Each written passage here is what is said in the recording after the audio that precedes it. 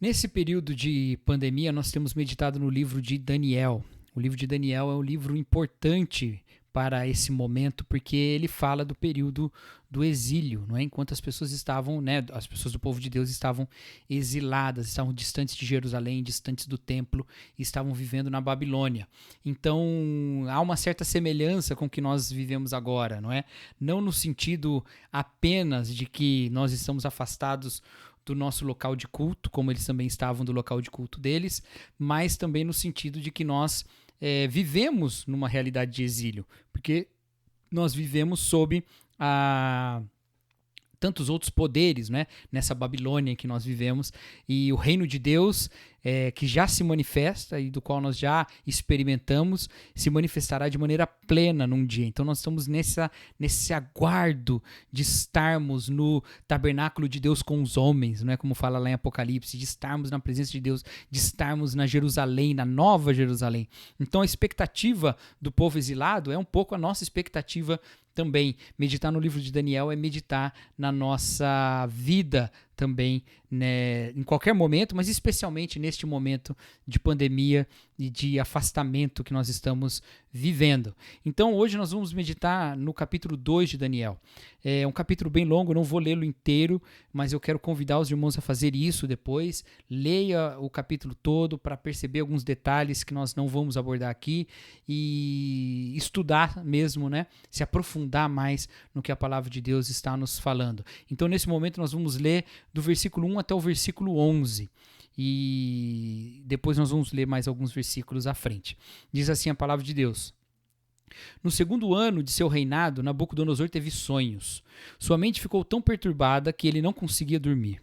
Por isso o rei convocou os magos, os encantadores, os feiticeiros e os astrólogos para que lhe dissessem o que ele havia sonhado.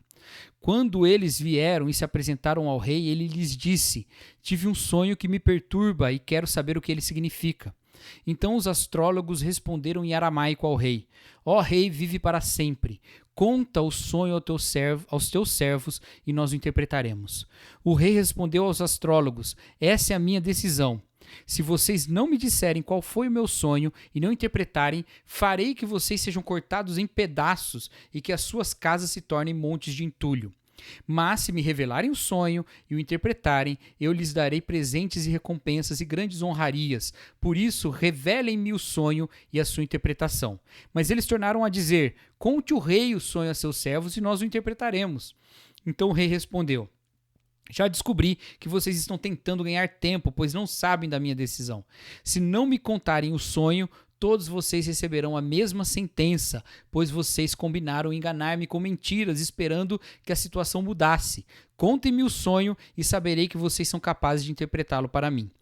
Os astrólogos responderam ao rei: Não há homem na terra que possa fazer o que o rei está pedindo. Nenhum rei, por maior e mais poderoso que tenha sido, chegou a pedir uma coisa dessas a nenhum mago, encantador ou astrólogo. O que o rei está pedindo é difícil demais. Ninguém pode revelar isso ao rei, senão os deuses, e eles não vivem entre os mortais.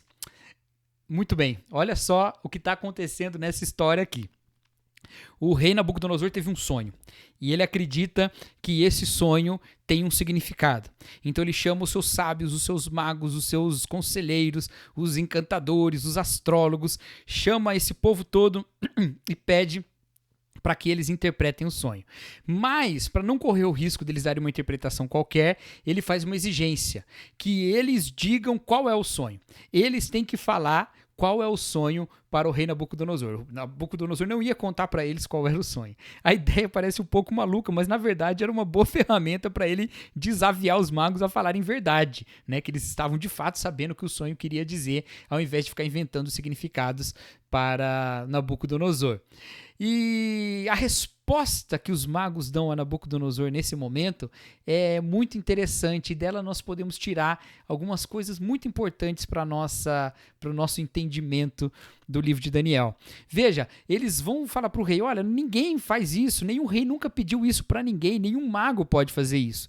E aí no versículo 11 eles dizem: o que o rei está pedindo é difícil demais, ninguém pode revelar isso ao rei, senão os deuses, e eles não vivem entre os mortais. Olha só essa fala dos magos. Só os deuses podem interpretar, podem descobrir o que você sonhou e interpretar. E eles não vivem entre os mortais. Que interessante isso. Porque o rei babilônico, ele era, de certa forma, uma figura divina. No próximo capítulo, fala que o rei Nabucodonosor fez uma estátua e pediu que todos o adorassem. Então há esse aspecto de divindade no rei babilônico. Quando os magos falam, olha, você está pedindo a nós que interpretemos esse sonho, que você não fala, mas se você não fala e nós adivinharmos esse sonho, é uma tarefa que só os deuses podem fazer. Você é divino, então você que interprete. De certa forma, eles estão fazendo uma argumentação para conseguir fazer com que Nabucodonosor mude, né, o seu propósito de matar aqueles que não dissessem qual era o sonho dele. Então eles jogam para Nabucodonosor de volta, né? Você é o rei, você é que teve o sonho, você precisa contar pra gente sim trazer uma interpretação, mas adivinhar ninguém pode fazer isso a não ser os deuses, e eles não caminham entre os mortais. Eles não caminham entre os mortais. Bom, Nabucodonosor fica muito bravo, manda executar todo mundo, aí vão lá os encarregados atrás dos sábios para matar. Arioque, que era o comandante da guarda do rei, vai atrás de Daniel, né? Os homens todos vão lá, os encarregados vão lá para pegar Daniel, e Arioque já estava pronto para matar os sábios da Babilônia, e aí Daniel, diz o texto, dirigiu-se a ele com sabedoria e bom senso, fala no versículo 14. E qual foi a sabedoria de Daniel? Foi perguntar para Arioque, né? Por que o rei emitiu um decreto tão severo? Versículo 15. Por que o rei emitiu um decreto tão severo? E aí Arioque explicou o motivo para Daniel. E aí Daniel pediu ao rei, foi até o rei e pediu ao rei que lhe desse um prazo para interpretar o sonho. Me dê um prazo que eu vou fazer exatamente o que o Senhor está pedindo. E aí ele vai se encontrar com os seus amigos para orar, não é? Então ele encontra Ananias, Misael e Azarias, eles oram. Mas veja só, Daniel reúne com eles, ora, pede que o Senhor tenha misericórdia, que revele a eles o mistério do sonho do rei e também a sua interpretação. E isso acontece. E aí Daniel louva a Deus. Entre os versículos 20 e 23 estão aí o louvor de Daniel. Olha o que ele diz: louvado seja o nome de Deus para todo sempre. A sabedoria e o poder a ele pertencem. Ele muda as épocas e as estações, destrona os reis e os estabelece. Dá sabedoria aos sábios e conhecimento aos que devem discernir. Revela coisas profundas e ocultas. Conhece o que jaz nas trevas. A luz habita com ele. Eu te agradeço e te louvo, ó Deus dos meus antepassados. Tu me deste sabedoria e poder e me revelaste o que te pedimos, revelaste-nos o sonho do rei. Esse louvor de Daniel parece ser um louvor só porque Deus revelou, mas não é só por isso. Ele diz: tu mudas a estação e as épocas, destrona reis e os estabelece. E isso tem tudo a ver com a própria interpretação do sonho que Daniel traz. Porque Daniel vai diante do rei e diz qual era o sonho do rei. E qual era o sonho do rei? O rei sonhou com uma estátua. Uma grande estátua, né? O rei sonhou com essa grande estátua. E a estátua, ela era formada dessa forma. Ela tinha uma cabeça de ouro. Ela tinha peitos e braços de prata. Ela tinha o ventre e os quadris de bronze, as pernas de ferro e os pés em parte de ferro e em parte de barro. Então uma estátua que era dessa maneira: a cabeça de ouro, o peito e os braços de prata, o ventre e os quadris de bronze, as pernas de ferro e os pés de ferro e barro. E aí Daniel disse que viu esse sonho, que entendeu qual era o sonho, fala para o rei que o sonho era esse, adivinhando qual era, mas ele disse que tem mais uma coisa no sonho, que era que uma pedra soltou-se sem o auxílio de mãos, lá no versículo 34, atingiu a estátua nos pés de ferro e de barro e os esmigalhou. Então o ferro, o barro, o bronze, a prata e o ouro foram despedaçados, viraram pó, como pó da debulha do trigo na eira durante o verão.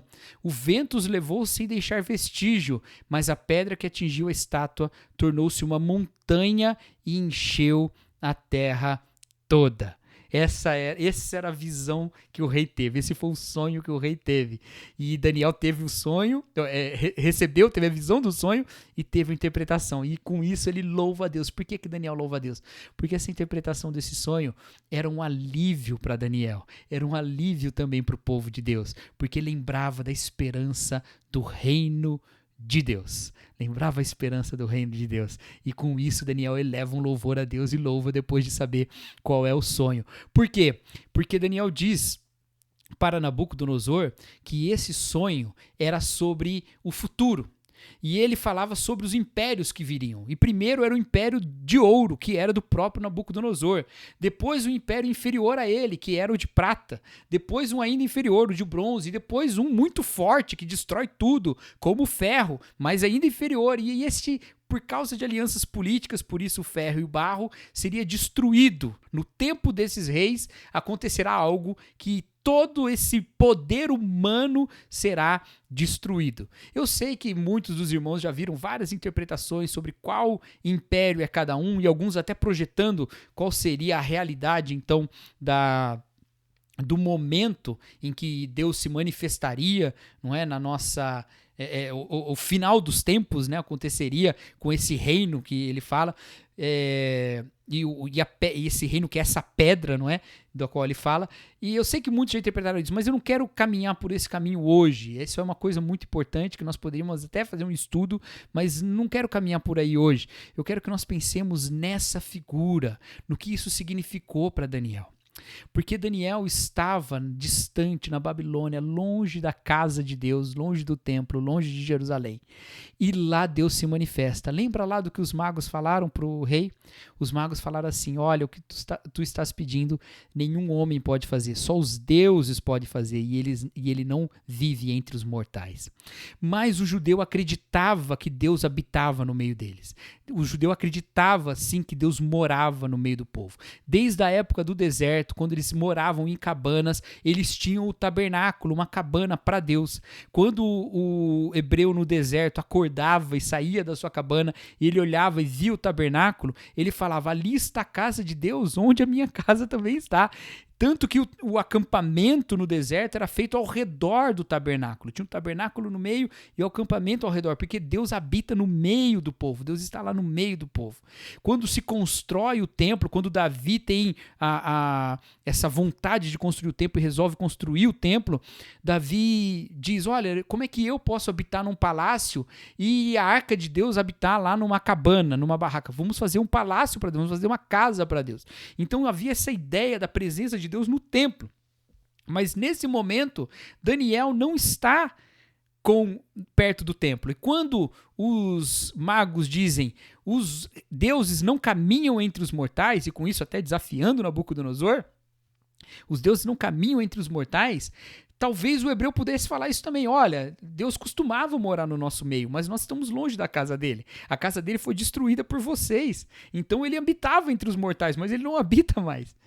Mas veja como Deus se manifesta, porque Daniel sabia que não é uma casa, um templo que pode conter a glória de Deus, mas Deus é glorioso sobre toda a terra. Nem os céus podem conter Deus. Deus está em todos os lugares e ele reina em todos os lugares. Quando Deus se manifesta para Daniel, quando Deus mostra para Daniel o sonho e mostra o significado e interpretação para que ele vá lá e dê para o imperador, ele não está apenas dizendo que está com Daniel, ele está falando: eu reino. Eu não morava naquela casa pura e simplesmente. Eu habito todas as coisas. Eu estou aqui. Eu reino. O meu reino é a palavra final. Você pode olhar aí para esse rei, mas esse rei é a cabeça de uma estátua que será destruída. Porque o meu reino, não feito por mãos humanas, vindo de uma pedra não tirada com mãos humanas, mas vinda de mim mesmo, o meu reino destruirá todo o poder e toda a presunção humana. E o meu reino se estabelecerá e encherá toda a terra. Essa é a esperança que estava dentro do sonho de Nabucodonosor e que atinge Daniel com louvor. Quando Daniel toma esse significado, ele louva a Deus, porque Deus é o que muda as estações e é o que destrona os reis. Esse poder que chega em Daniel. Mas vamos lembrar de novo lá da fala dos magos. os deuses não andam entre os mortais. Deus está falando, olha, o templo está destruído, mas eu estou com o meu povo, eu estou com vocês, eu estou aí no exílio, eu sou Deus também no exílio, eu sou Deus também do exílio, eu estou no meio de vocês, eu estou com vocês. E Daniel traz a interpretação dizendo, olha, Deus está assim entre os mortais, Deus está aqui, Deus está reinando. Mas ele também aponta para uma realidade, quando Deus se veria de maneira visível mesmo entre os mortais. E essa realidade é a realidade da vinda de Jesus Cristo. Porque Jesus Cristo, lá em João capítulo 1, fala que o verbo se fez carne. O verbo, que era Deus, né? Diz que o verbo estava com Deus e o verbo era Deus. O verbo se fez carne e habitou entre nós. E fez a sua habitação entre nós. E fez a sua casa entre nós. E esse é Jesus Cristo. E nós vimos a sua glória, a glória como a do unigênito do Pai. Se Deus se manifesta entre os mortais, em Cristo ele habitou de maneira visível e numa interação com mortais. E mais, em Cristo ele se fez como os mortais, porque Cristo também enfrentou a morte como nós enfrentamos. Então, Daniel representa que ele toma uma atitude de demonstrar o reino de Deus presente no meio do reino da Babilônia, apontando para algo ainda maior, que era o próprio Cristo, maior que Daniel, o próprio Cristo, habitando entre nós e nos mostrando a glória de Deus, né? Nós vemos a glória cheia de graça e de verdade, o unigênito do Pai. João diz que ninguém jamais viu a Deus, mas o Deus unigênito o revelou a nós. Então, em Cristo, nós vemos aquilo que os magos diziam que era impossível, Deus habitar entre os mortais. E por que isso é importante? Porque o significado do sonho do rei é o significado da habitação de Cristo entre nós. Porque o significado do sonho do rei é a esperança que nós temos agora.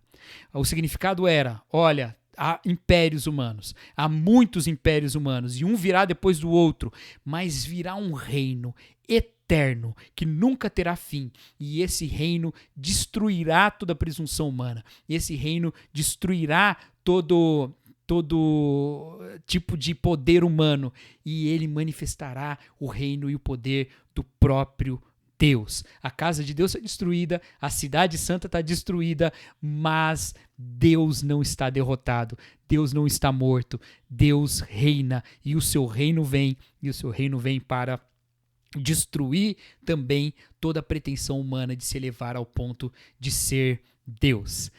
Essa esperança é a nossa esperança. E dessa forma, Daniel demonstrar que o poder do reino de Deus atuava nele para ele interpretar o sonho é também como nós, igrejas, atuamos.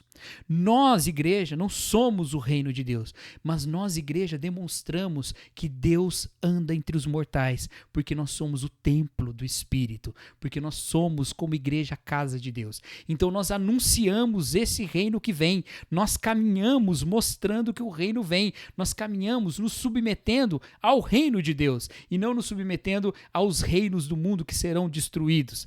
E nessa ação de Daniel, o que ele mostra é que o Deus de Daniel é maior do que o imperador da Babilônia, que se dizia divino, porque o imperador da Babilônia não pôde interpretar o sonho, mas em Daniel Deus fez aquilo que só os deuses podem fazer, que é adivinhar e interpretar o sonho. Esse poder e esse maravilhamento acontece na igreja. As pessoas precisam olhar para nós e ver e pensar, olha, ali está acontecendo uma coisa que só os deuses podem fazer.